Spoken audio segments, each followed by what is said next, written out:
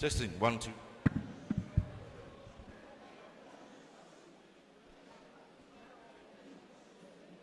Ai o ke le i asainga le kai pingpingi pa o ke ukufia le vai. Ama mo ia le kuia akua ngai ngu mangua usala. E o ke kai foi le ku ka fai koa. Pe o le upu lava ngai uku malama. E mo mua ngo fa kulou. Kulou le pa ia lu kai malas. Awa pa ia lunga pa ia fa fo. Wa pa ia kongo ngai malu asa. Fain ka usa mo pok pok. Kulou le pa ia ainga. Ainga kupu. Ainga oe. Ainga nofo. Ainga papa, ainga ko fa. Kulou le pa ia I kama mo laku ainga. Ainga foi mo laku kama. Le usonga ku muma pule. Iku au malakaua. Ainga o kai mal va fonki. Kulou le pa ia au fainga renga tofia le tua. Matua o faigol tala lei. Ainga salvi. Whanoro manu abase manu o Samoa. O tau pa ia whatau to oton lan le taiao. Ai avele nei avanoa. Te tuluai atuai maluanga nga whaaralo. E whai au mafonga. O la inga salsio. Le afio la wastaulanga. Suu sunga li felela. Sur sunga le lipule. Fitalenga e fon maitu. Le vasenga o whai aonga. Ai maise tama mateino le laumua. Afio ka pau maainga.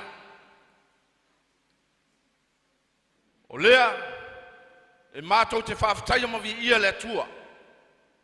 Wa mawhai on tātou wheloai, mga whatau soi fua ne taiao. Taiao malilo, taiao tutoa.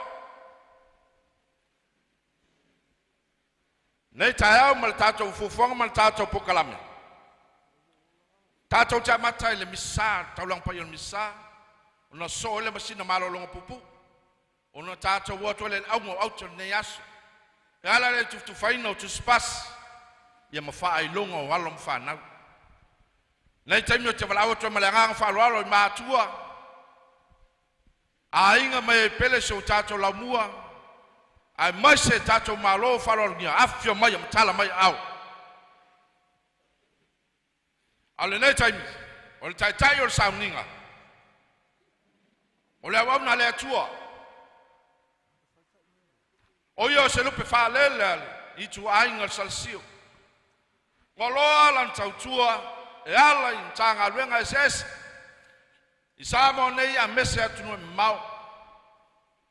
E pito sili on te lelo on sao taua I le tu tawa o onga. E iai le lau monei.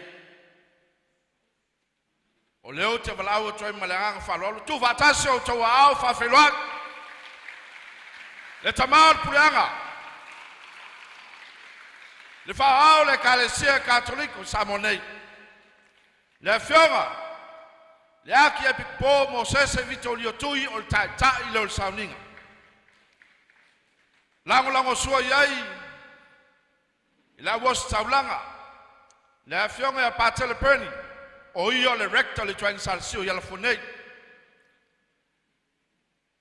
Lango sua iai le fionga ya patele paselio o le pulo le mitanga luenga sinimonga. Whapena foi ma le fionga ya patele atonio o iyo le pulo le mitanga luenga momoa. Whatasei ma le lango sua le taulanga pa ya misa le fionga te akono ya tumua. Whape le fionga te akono ya robati. O lea o maya. Che o tato oe avel whaftai le tua ne taeau. Wai manuia ngā luenga. Le ngata lea o le au whaiva o whanau o onga I tau sinionga ne tau sanga. O le te tala toi malanganga whaloalo se o tato tūlai whatas. Mo le a mātali o le tato sauninga paia.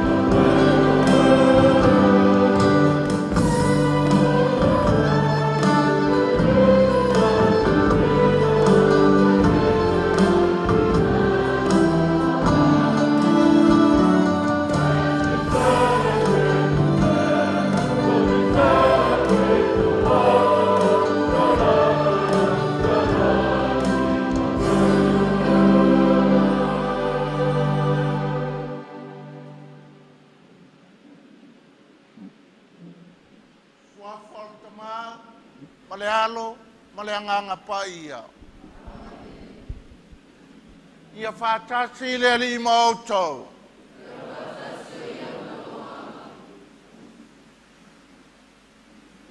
O le aso ma le taeao, o le taeao ma le aso. E au whanga poto poto ai le ainga. O sangato iane po seku, po Don Bosco. Matua i whai a onga, whai whi awa le tua ainga Salesio, mei te tama mateine o le laumua i alo ma whanau, ai wa atofa le nei tai au fau, mo le au whai waso, lua o lua wha. E ave le mua i le atua, ave le vi inga lo tātou matai le langi, whawhetai me le lei. O ia whaia, mo le nei lau mua i le nei tausanga. A fio mai le vasenga o whaiwhe au lau o staulanga, a fio mai le vasenga o le au whai ngaluenga ngalulue a le atua, i so se fata whai taulanga. Tupu mai e tamali ima whai launga whale tua ma tausi, o tau o mātua o le malosi lea o le laumua. A fio mai lau whetalainga whono mai to le tamapule, o le laumua ma le vasenga ma le ainga whai a onga, ma lo whawhetai le tau whaiva alo filima. Mo alo ma whanau o Samoa e o mai whai totoa o Don Bosco. Ia, o le nei aso e whapitoa ia te utou, ali ima tamai tai o le au whai wasu. Tātou whawhetai, tātou vivi. I mea le lei ua paui o tātou sio manga, mo lo tātou loto i whale. I o mai la ia mātua. Tātou ulima e whai ale nei taulanga whawhetai, e ave lunga, e mai lo tātou mitanga, mo whanau, whai waso le nei tausanga. Ia e le tuu ai fo i tama matene o le laumua, ai hopo o umanga toni tau pili.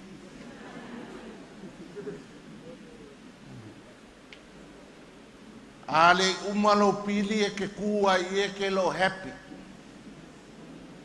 Ia. Fai le tua e whaamangalo ni o tātou a leo ma se se. Whaamangalo i tātou uma. O haka kou fika nga whai le ngei kautanga, fika le lei ma fika wha le lei. Wai atu le tua e whaamangalo, fika le lei. Taimina tātou malo vale ai, taimina tātou wau tilo ai ma mata whale i te neti al tātou wa onga. Pai atu i le tua e whaamangalo o e mau, a vei tātou o malava, o suli, o ana sākala me tapa ia.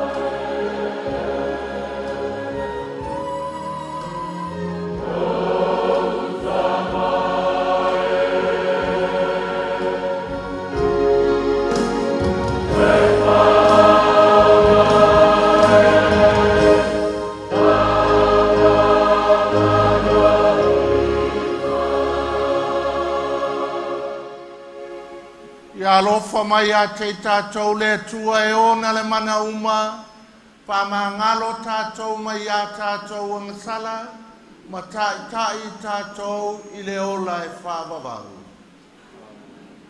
O le winga i le tua i mea au pito alu ngā.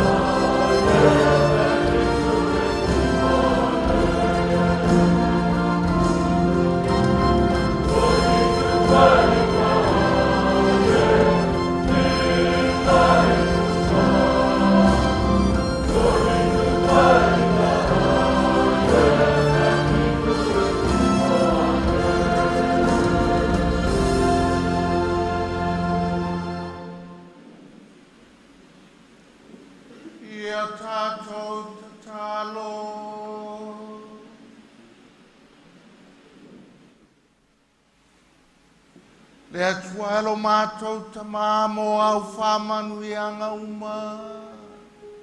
E whaftai atu lo mātou lau mua i whaia onga ma mātua. O na oe le punaanga o mele lei uma wapa ui lo mātou ainga. Ia o ina I mātou whatasi. Ina ia mātou whaftai ma vivi I atu. I raua lofa tūnoa, whesosoan mai fōi, ina ia mausali I lo mātou alofa, I lo mātou uso a tangata. O la mātou whaftai lea, o nau ke liso lo mātou ali I.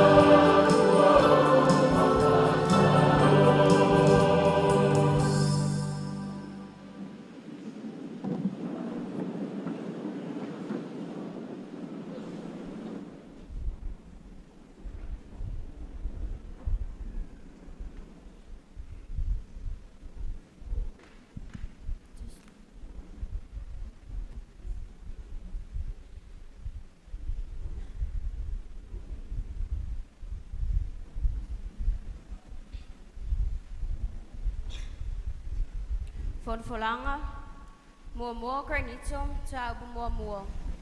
Folfol mai le tolu, whawau I leiva. O le matua. O te whafta I atu I le atua, e le au noa ono o tau. Ia te au tau le alofa tu noa malmanuia mai le atua. Lo tātou tamaa, ma le alia Iesu Keriso. O te whafta I atu le atua e le au noa ono o tau. A wao le alofa tu noa o le atua. Ua wha ina mai e a te au tau I a Keriso Iesu. Ina ua wha tamaa a ina o tau e ia I mea I le upu, ma le malama atua. E wha peo na wha maonia le mori mau I a Keriso I a te au tau. O lea, ua o tau le matatiwa ai I se mea alofa e tas. A o whata tali o tau I le whaalinga lo tātou arii o Iesu Keriso. O ia foi na te whatu mawina o tau, se ia o atu I le iunga. Ina ia le ai se whan, ia o tau I se aso lo tātou arii o Iesu Keriso. E whama oni le atua, o le ua walau wina o tau, mai ia whatu whatasi o tau lo na alo o Iesu Keriso lo tātou arii. O le upu a le arii.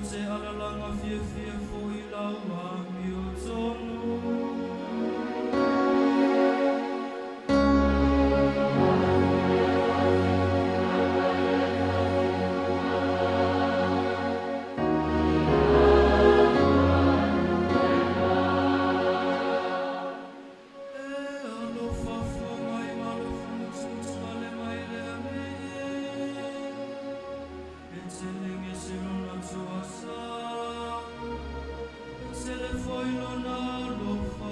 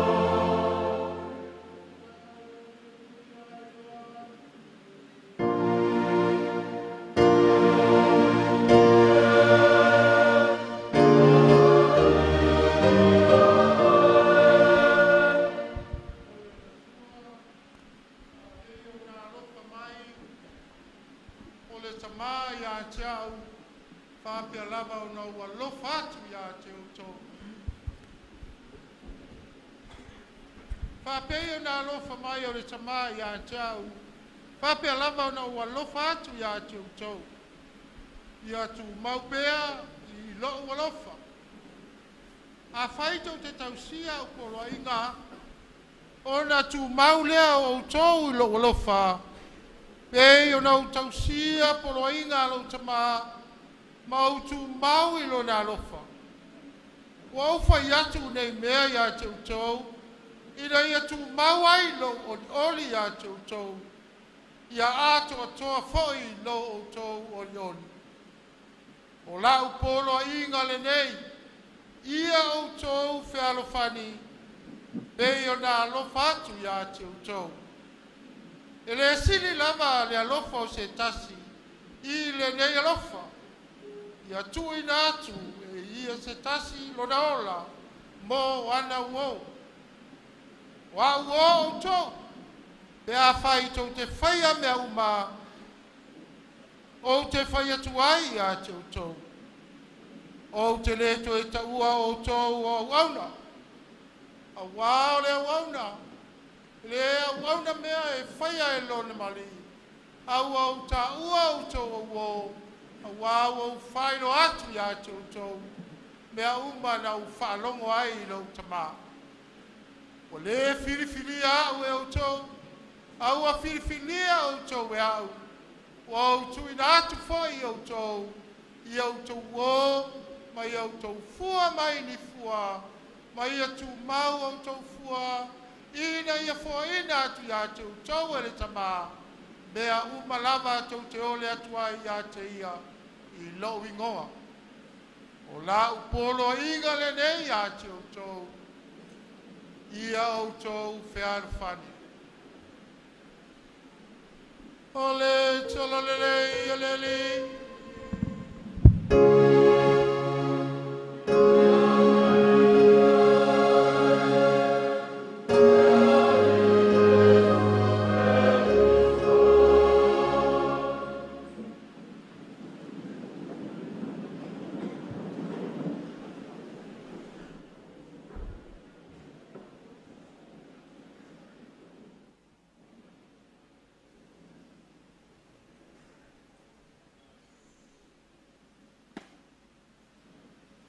Tulau le pai o mātua wa whanga pot.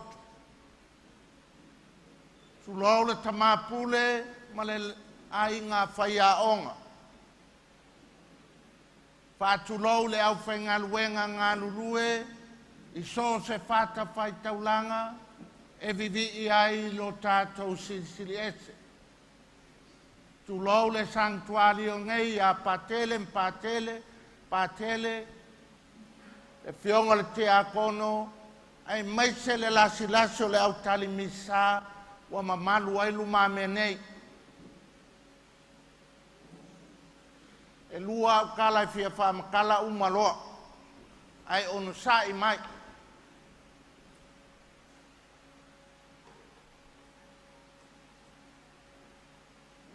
O le ngu mua sosoange e o makua pua, I wa moa I whasale le anga. O le ngu piko I mangai ale I whasale le anga. Pau ale vai inga o le ai limu.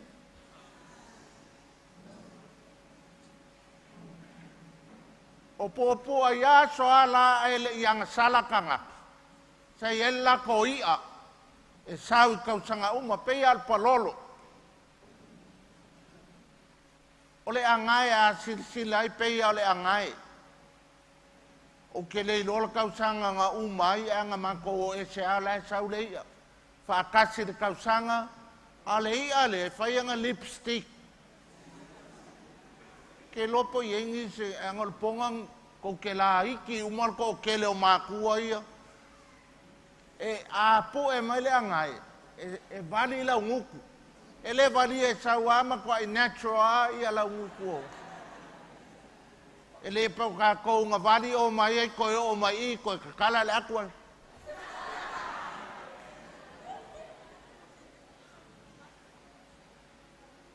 A o la le aso e sawele ia. O nga wa ur ko kolu le. Ngai sabai o e makua ko la I ke o kuwaru. A le sawa ngai ngofo ingi.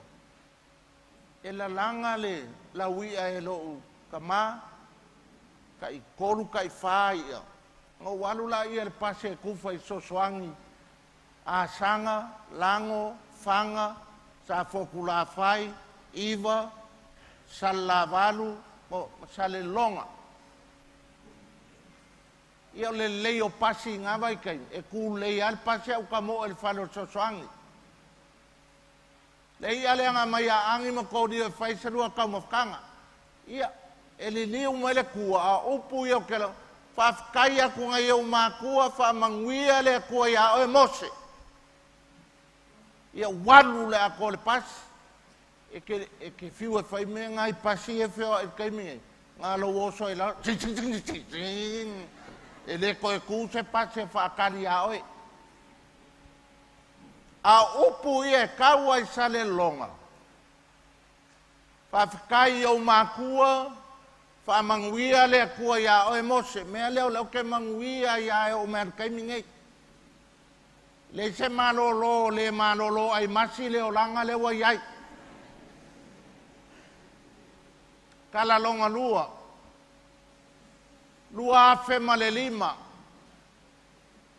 Au whainga luenga le a onga ngei. Si I ai le laumua.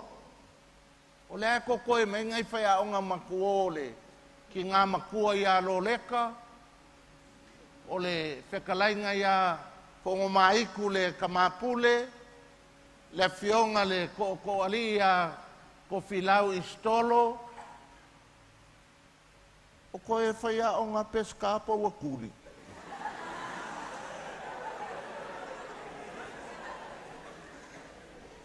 Peo whai a onga. Ai wa ai le kapenganga le o le laumua. I kukuila e o e whawhiawhia mo e abel senga vau. O ka whaiwhai aka le whia ai le kele e whai o le paperwork i kai o fisau waa. A o le whainga o pe mika e o e kukuila. A o le kaua ngaufo i a mākua le lako whaamangyanga. Ai wa ai le whaamangyanga mākua le o fwe ange. Kau mamanga. Manguier koe kau mawhainga i kukuila. O le ao ai saule kala le official wa. Nga le luas fulu pise se whaakanga. Ao i whawhoripok. Wa alu lungan whapukunga kalo le. Le maa awa maa kua e ave. Ai saunga le luas fulu. Sole. O kangi lui koi kiki a koe cancel e o. Ke o ngal mako mea maa ngai anga whai. Mori mau ia. Mane mai stolo malo leka. Mako o mai kanga sui. Sui kanga fo ngale whakekele. Ngale luas full pieces. Nga luas full fo ima kangkalo. Au kanga kalo e lemwhenga e si ia si ko ongol kangkalo. O kasi kangkalo. O aku e complain mai la ofisa o wa. Sole. Kung kofa mai luas full pieces. Ya, kasi la le walwa. E kusa e se furunga o kangkalo lau kufa akasi. O lau kala le fon. Me o le kele o lui. A le mea mangui e le malanga. O le wha manguianga mākua. Vai, le a koe alu le kala le alei a popua. E li liu mai lo kua la a koe kamo e le pasi. Wha mai, wha whekai o mākua, wha manguia le kua i a ke oe maus. Walu le a koe le pasi. Ngā alua, luka le kai. E kūlai le māngai o mākua, ngā vai kau e se le koko o mākua, ke le iloi mākua, o koe koko a mākua i a kofilau. Pei o le au le kongi pili le o ke ki loko ai. Ke loa le wha malo si au, kau ki a pā un whai a onga. A le, a puki a mākua, a mai le lako wha mangyanga mako o. Oka le whainkaro ngā malanga. E waila le o kalikongu mo le whaamangyanga mākua, ma le alofa le kiki whai kama le makua, ma manguia le makawo. Kwa kilo le o kukuila se fua e lae o e whaamamadu. Oh, straight. Ai oaku kama se, yasa me maya me, yasa me maya me. Laki kilo marko vanga male ami male wola. Waka milo loko ale siva kama se. Ai le ngalo ya kia u le whamangyanga mākua. Na tini pa o e leuto e pei o whai vai. Ma mangui ai. Ma mako mua foi le kuunga. Ma mua ele senga vau kukuila. Eba ailei i kamaiki a onga wa fiu e pui wa. Puli solo e kenge ki kukuila kamaiki. O mai i. Ke ua lei loa apis kamaiki. Eba i ko nginga. Le alu o miki afu a kamaiki wa ave ia whakipipia. O whai kaungo le asore ngei. Mahanga ia whafkaipa ke le paselio, a kā o whai. O le whaamanguianga le kua le lau mua, o ngolo nā lofa muti vale. Whamaila i o le salamo whakali ai, vivi i atu lau loto, i lea tupulanga ma lea tupulanga. Auanga i pō le pō, auanga i uma le aso e le ave le vi inga, lo kākou makai le kua. Kama makengi a onga. O whaamangianga le kua e maua e kākou a e saui mākua.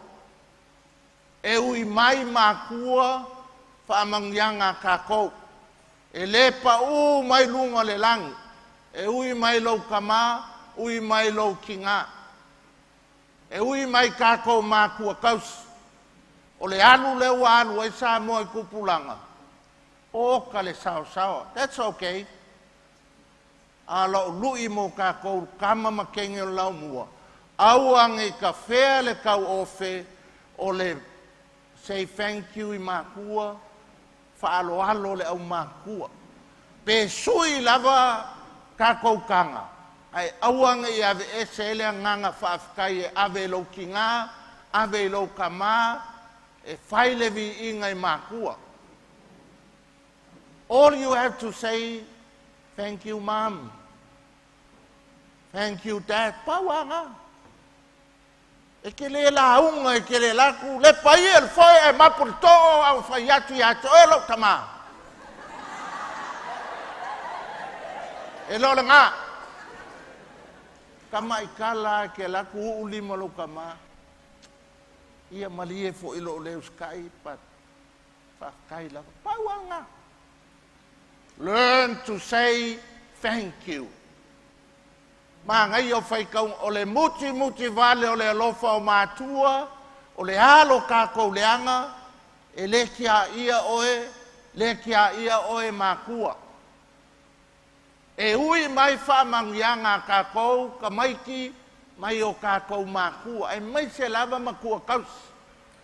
A wale lākou kalanga a koa, o le maupoponga leo, a inga, o e kalesia, mangu.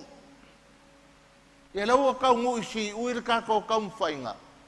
Aile I alu ese mo taun posko. Whafkai le whaia onga.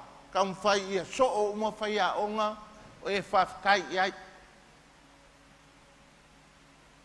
Aua ke laku le whaia onga I kei kai. Aila pe o mawanga o ea. Kipi mea ngā.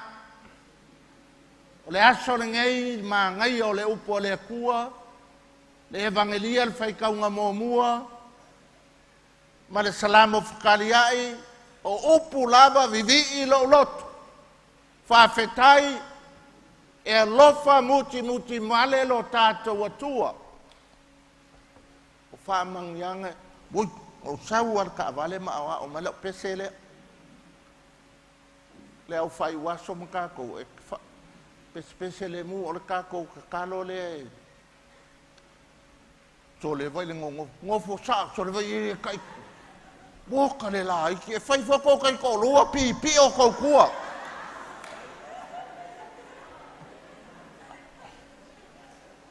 Ia, o le kako pese, whai le mua whapianga. E kou kisile fia, o le pese fo ingenga o loa ku ingei taun posko. O te pese mavi ia e li I awa e. Ia. Ai whaale mua whapiango a. Ku se C-sharp se mi kueva e ku ilalo. Tolu, lua, tasi. O te pese mavi ia le li I awa.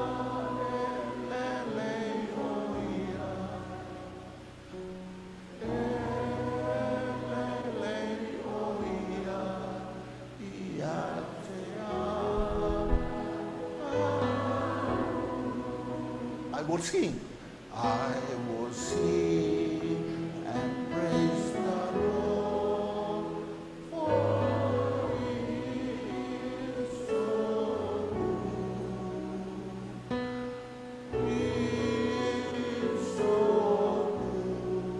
good to me. Ia feula mai lola ia la longa Yesu. O te pesema ia veli.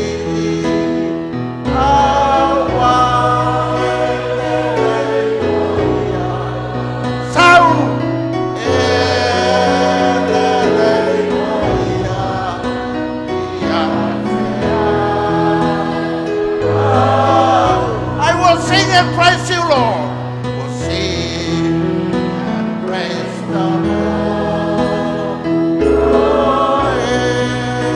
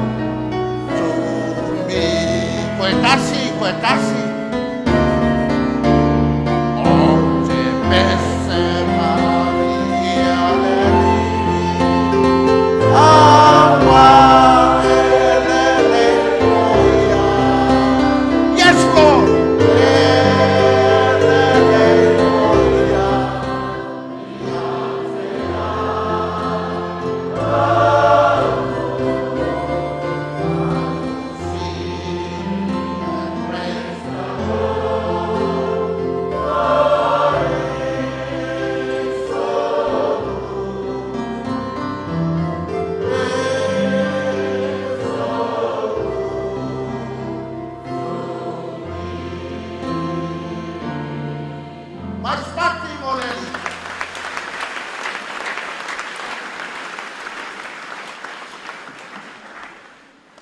Aukele sabali. Pakai matur ko titi faitama dua orwa falang lang. Kama pule man bersengo faya oma. Pakai to sa itama matene le la mua. Kalau kala le la fai was. Kama makenyo le aku la mua. O mamanga. Go with the wind behind your hand. Ole nganga ole aku. Stay connected. Malawali ko angalelok. Ope umakulotan posko le ko kaong ngiloku kama ya. Ole ale ekalesi ole asfiko ole mamonga ole assembly e fakasas be kokisi pe ke lok pope connect with God ko angalelok e soi fua le kua so se faka fai kaulanga e soi fua le kua so se ekalesia ale paua le me le soi fua le kua o lo ngofo mfale anga fua le se ekalesia kwa ingo pilo ale kua me nga mo ya la kala pole ale ekalesia la soi fua le kua al kako makafa yoi ole pipi le kua kama makenge kuya makua lo expire au kako stay connected doesn't matter pole ale ekalesia ke vi ele ali fia nga le kuya kako wala va kala la kangi so fortama malealo maleangang pa iya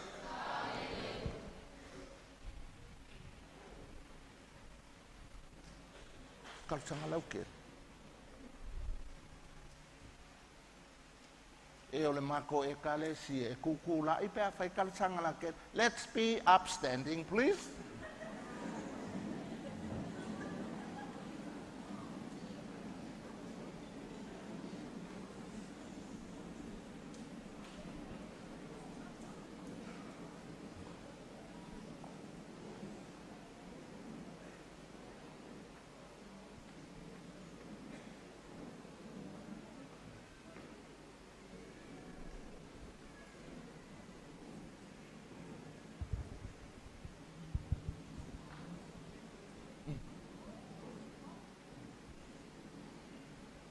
Tatou te talo mo le fao le kalesia le lalangi atua ya lo fangia ele atua po ai ati atea le soifua maloloina i le tino atua ma le mafaufau ia mausali lona faatuatua i le taʻitaina o le kalesia ia avea pea o se ata vaaia o le faamoemoe a o feagai ai le lalolagi nei ma ona mafutiaga la tatou olega lea i le alii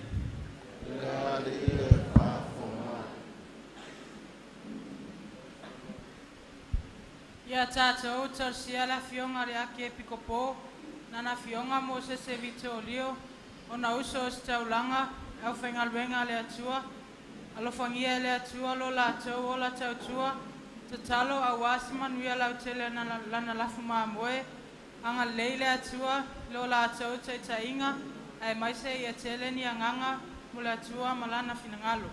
La tātou o lenga lea i le ali. Le ali e whawhomai. Le tātou talo mo le while e mua lolangi. Le vesi ono sa ringa o le pule mare o.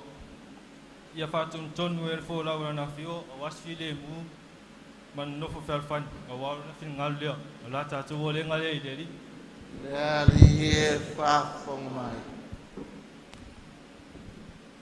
Ia tātou tasia la tōmboa ngas o tino. Ia lofa le tua, whae malosi tino e whasisiri le ngā. A wār whenga i la tō, tūten whaiwa le nei tau sang. La tātou ringa le i le. Le ali e whawhomai. Tātou salamai la tō o maliliu, ia lo whangia le tua la tō anganga ia mapatu na au. Ia mofo isa la tunu whanga tu maulilang. La tātou o lenga le deli. Le ali e whawhomai. Tato talo mo le nei aso taua. Fasino mo le au fai raso. Ai mai sei tato umo whana wa onga. Le taua mawhauwhaunga sa whianga e mai tato. Le nei wa i umalmanuia le nei tausanga. Anga lei le atua mo le sila asanga fo. Le whangaloinga. Le whaiva o maatua le la tōpito la au. Tausinga i aso ta itasi. Ai mai se le ngaluenga sa whita itunga. Ai le au was taulanga. A fionga ta maapule. Ma le ainga whaia ongo. Fo ai le maalosi a walfa wa wina o tō whaiva matiuti. O la tātou o lenga le i le li. Tu whatase o tātou mō moonga ma talo sanga whala wai tele. Whautua talo tinapa ia when we say, Hail Mary, full of grace, Lord is with you. Blessed art thou among women, blessed is the fruit of your womb, Jesus.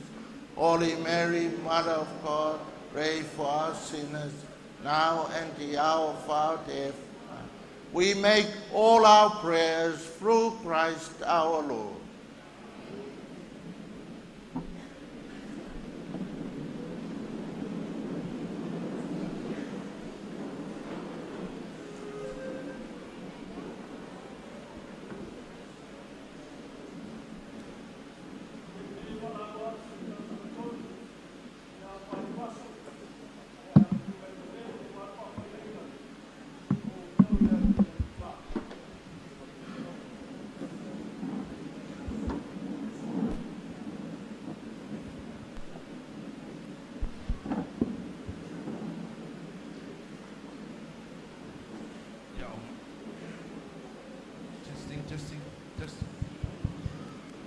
Ya o ngaso solo mai o fai waso mo tau sangatu matua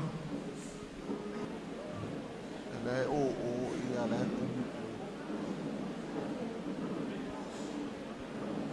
somai ka ko au fau ya maua se no matua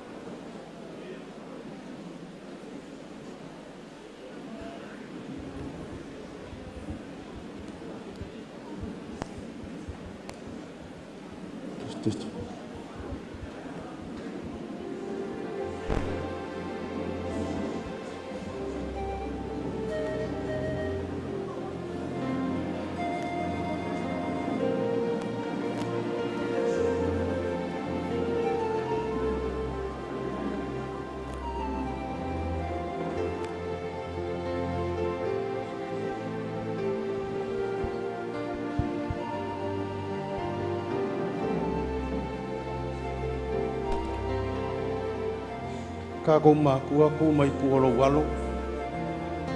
Tualo walo tu le lo di mata matau dungale. Tau awolo walo. Sau ni ali mon tatu familia.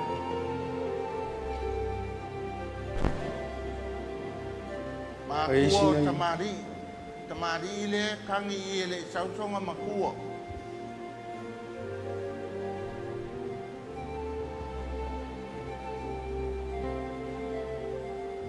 Ya.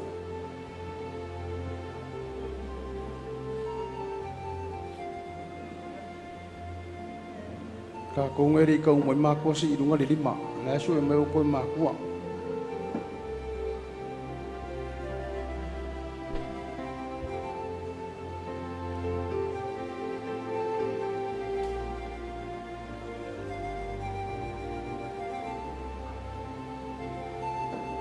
Ia.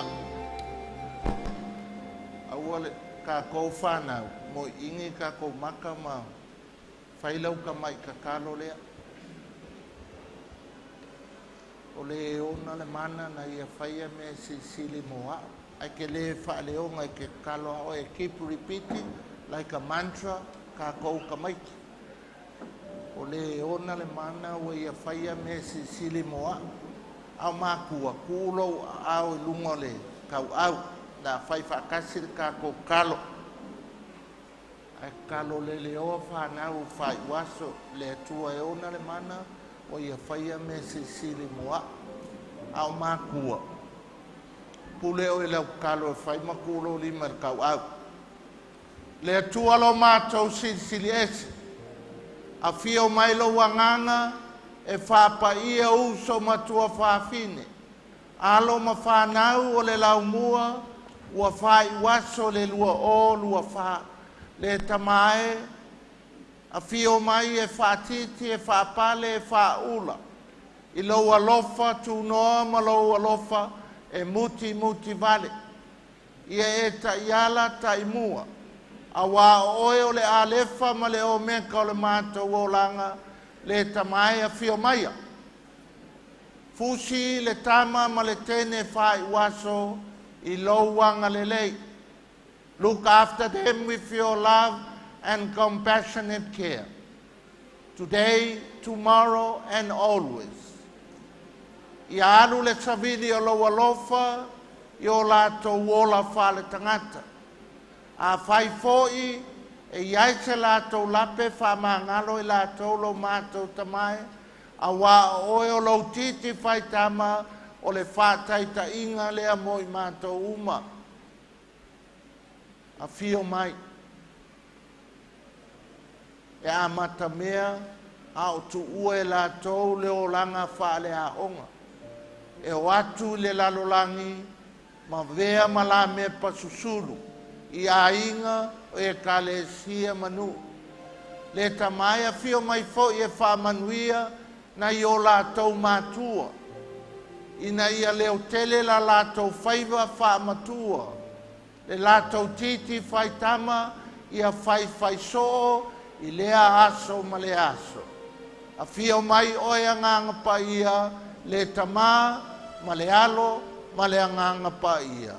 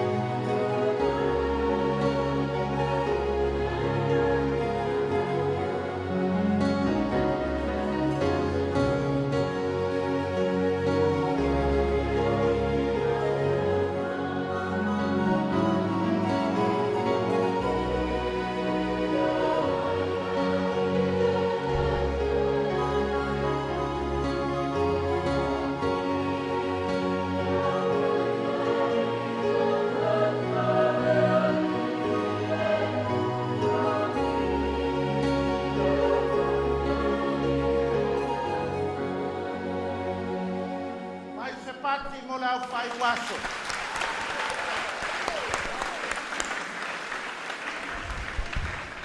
Thank you. Malo whaftai, te liwa tuloi tō no whang.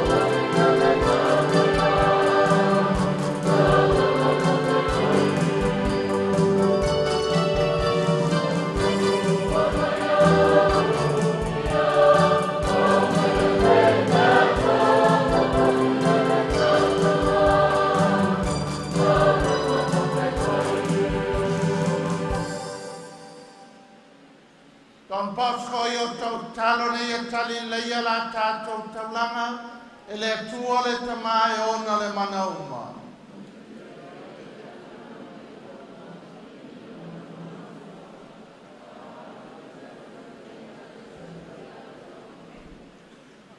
Le ali ie, mātou te mori ato ele nei taulanga o le whawhitai mo mea uma.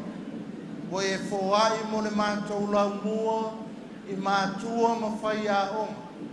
Fe sosoan mai nei a mātou whao ngā ina, me au mea lofa, ma mātou a apa atu lo mātou uso a tangata ma wha ora. A mātou ole ngale au no keliso, lo mātou ali i.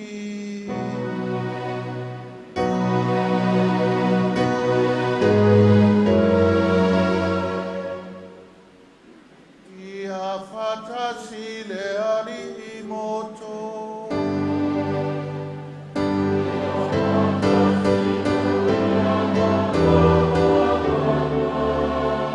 Ina sia io toloto.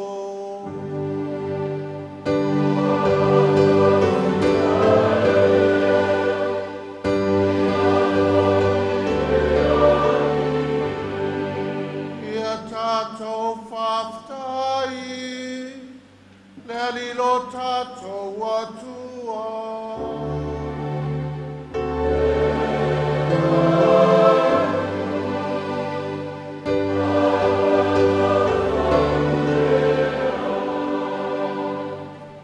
Le tamai le tu e whavau, e mimita I mātou e whaftai ato e ono keriso.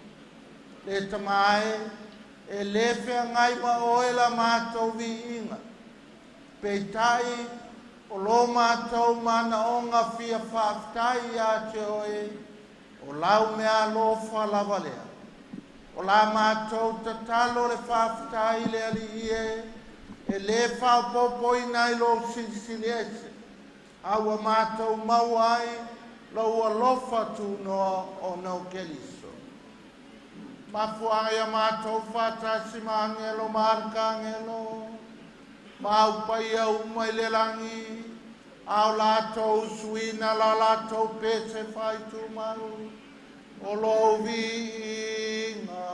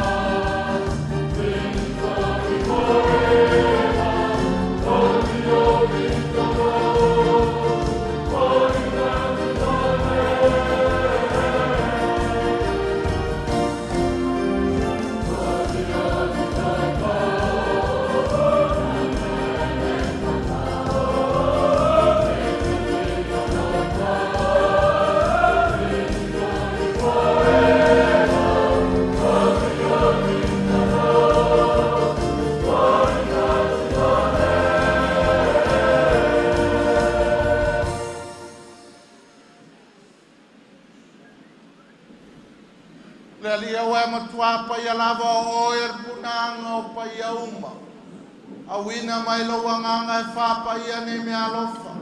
Ave la mo I mātou o le tino ma le totu. O lo mātou wali o Yesu Kelisu. Au le tuinato I le oti ne I tali e lo na lava malie. Tantango I le areto ma vatu I atio e le whaftai. Tofi I le areto, ma vatulo na uso o ma le whapeans. I nā whtango fia I o tau malava, ma ai, o lo tino le nei, e fwoi nat mo o tau.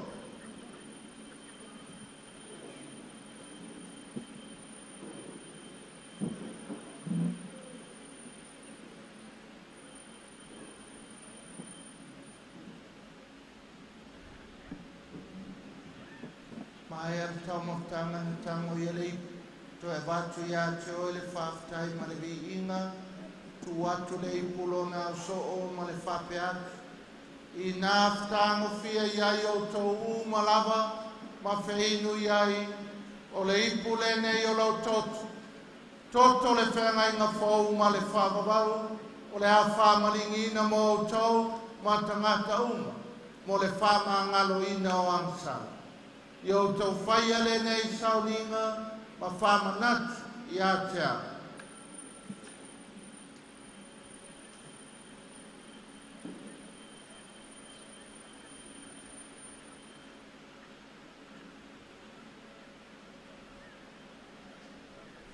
O le misteri o le whātua tua.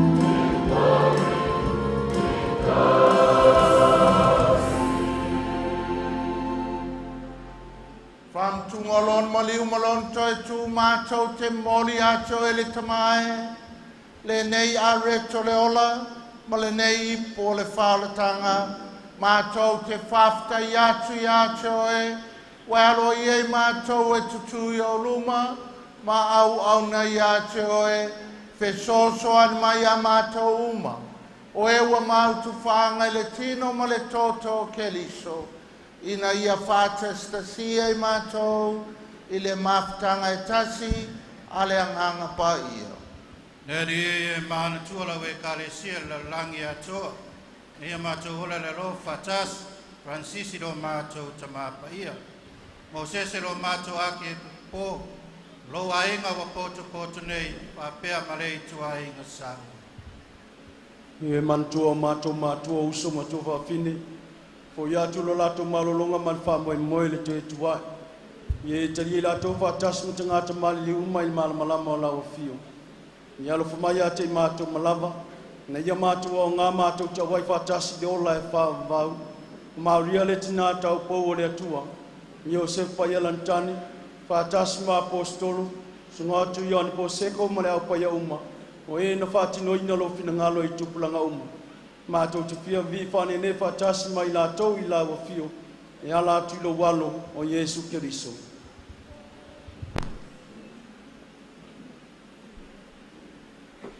Le tamama mana e ono ia whātasi mai ana ia te ia. I le maftanga male anganga pa ia. O le vinga male malu ato wai lawa fio. I le whābabau, whāababau lava.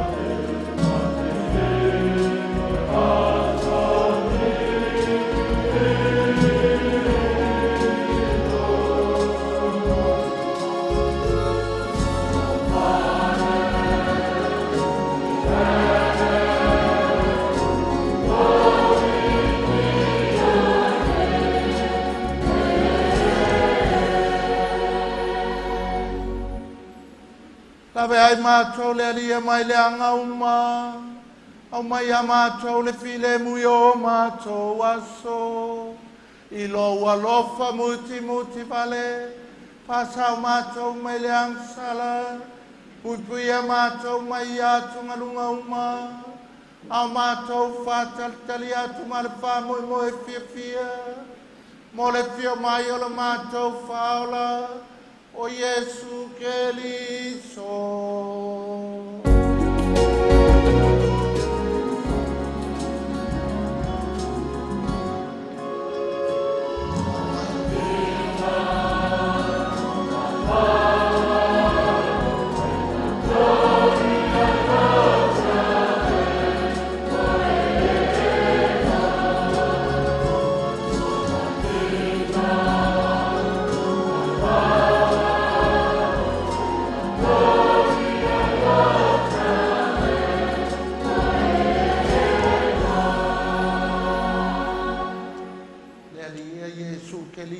Fai atu lo apostolo o te tu atu ia te o tau lo filemu o lo filemu o te foa ia te o tau awane e sila ia mātou ansala a le whātu tua la we ka le sia au mai ia mātou le filemu ma le tasi o lo malo le we soifua ai le whāvavau lava ia te o tau tu mau le alofa o Keliso.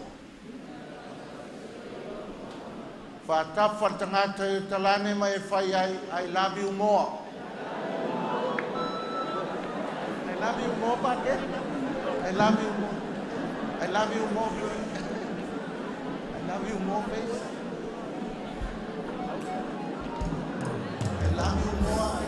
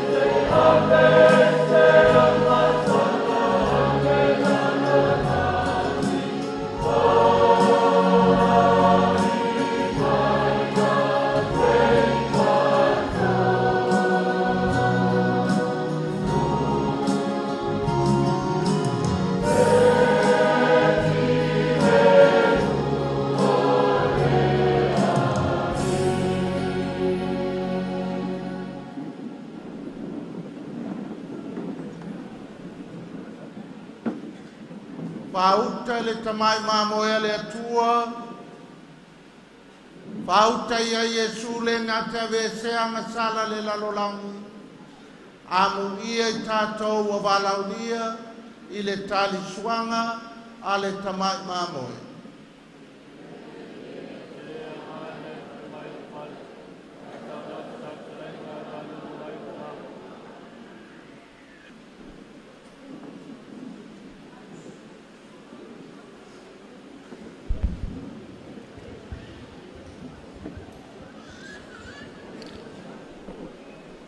Pai lo atu o le la whangasolo tātou komunio. A mai ar komunio whatoa whai le whapaianga na whironga le te pō. Mo le whanau i le i komunio. ia whaatasi fo i municipal whanau i le Katoliko, mal tātua ai na kia maua whamaniang ia pe a mai ar komunio, ai mo buat ka komunio to alu le whamaniang na whamamoni. Oh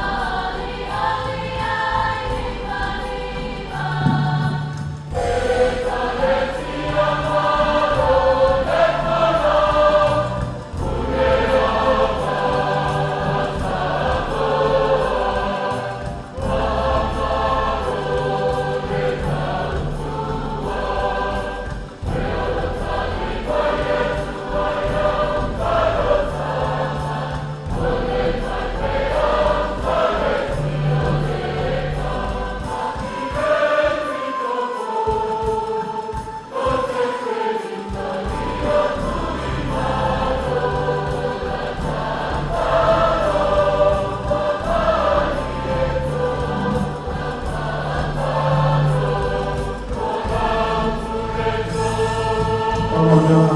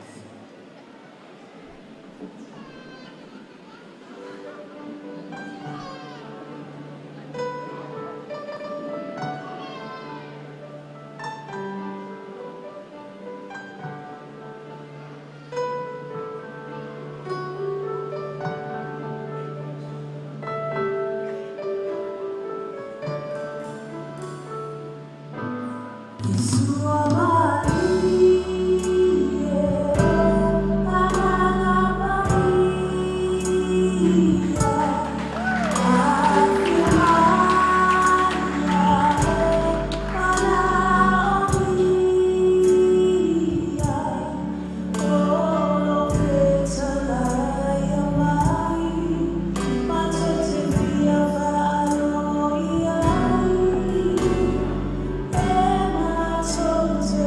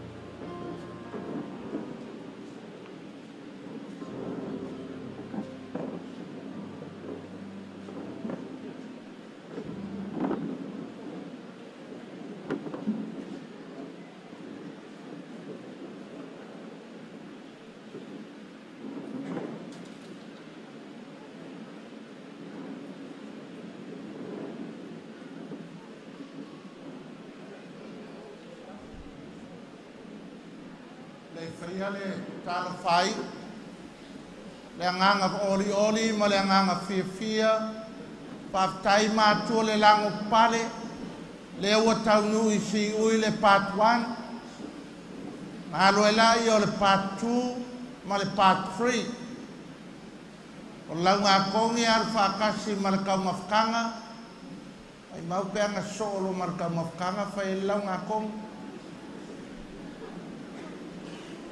paftai le kako ai ngā pese o le ngau mai kau ako e ko kele foi kama kuai le kama ki sapangi le piko lele ia welcome back kama kuai ia ka funga i makama kai kuai ia le vele nga mai o kenge kuai o posko o pa anga mau me mai ma benefactors of Don Bosco. Thank you for all you've done for our college, our school, our center. Afkai le ainga sarsio, pongo mai kumane sua ma le laumua, ainga whaiaonga.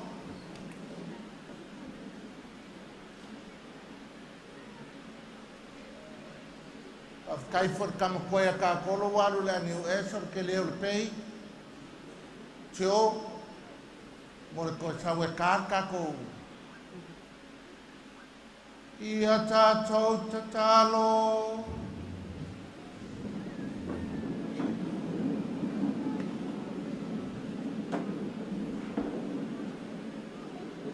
Le tualo mātou tamale nei tali suanga whale anganga.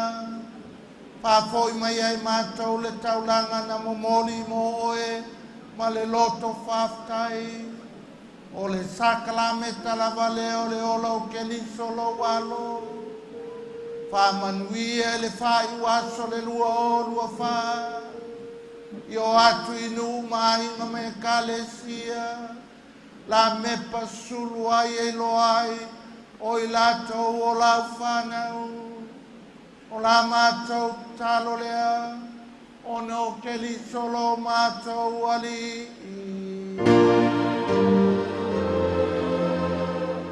Ia whātasi le ali mātou.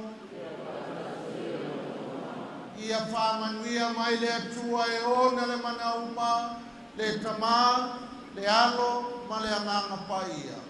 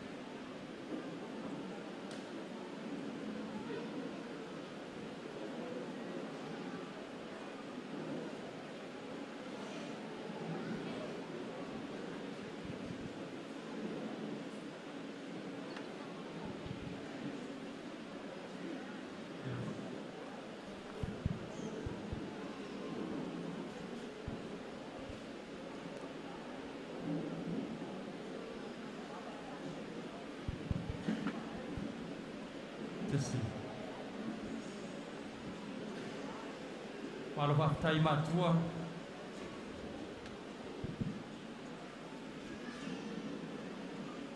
Malo le unsai. Leo le a tātou o le siba e ngol tātou pokalami. Ai wha mole le pa ia maurunga o le. Sa mo potu nei ba e ngol aso. Unsai mai lava mo sina 2 minuti. Ia se Italia le toe suina o le la e o le fionga le aki e kupo. Ia o na fionga mai ai le ai lumamea nei. Ia awa. Le tua lava tātou whainga whapai. Tu manga e masani ai. Ia le tātou ang nuu wha Samoa. Ia ai babe lava. E na o se 2 lava minuti. Ia e whaatino ai lea baenga. Ia o na tātou se ai lo lea. Aungo au te o tātou wha mui mui ne yasu. Le ala apespese atu tātou wha ili e papai ai foi. Tali ai toi fio mui le fionga ya ke po.